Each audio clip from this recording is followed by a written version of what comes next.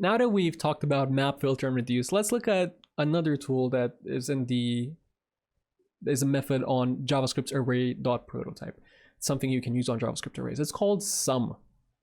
So what sum basically does is it takes, let's just use this example again, or actually let's use an example with names. So you have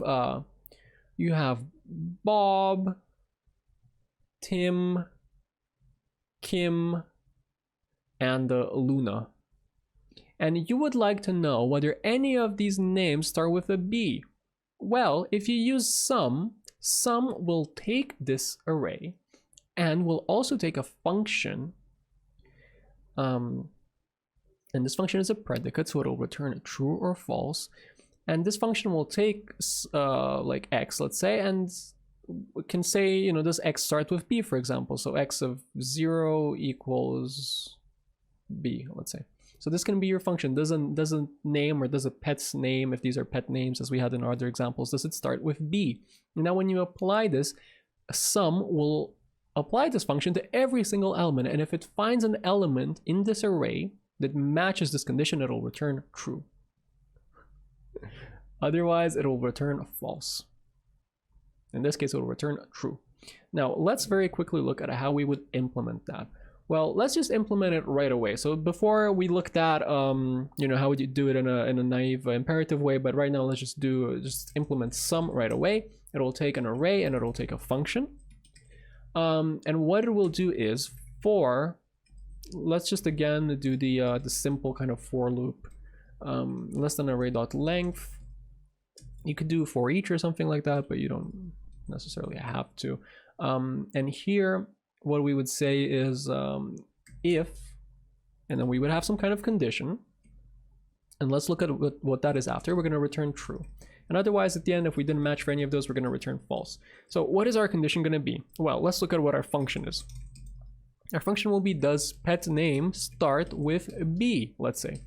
So now this takes a pet, because again, we're not applying it to the name, we're applying it to every single element of our array, and our array has pets. And what we're going to return here is return pet.name of 0 equals B. Very simple.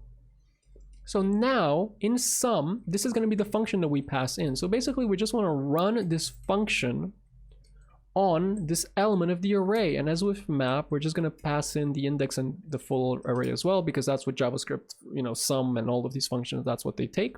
And so basically what we're doing here is we're running the function that we've been given for every pet. And if it ever turns out being true, let's say this pet name start with B. Does it start with B for this first one? Well, we're taking that pet and then we're getting the name and then we're getting the first letter. And is that B? Yeah, it is. And then it would return true. So let's console log sum of pets and does pet name start with a B?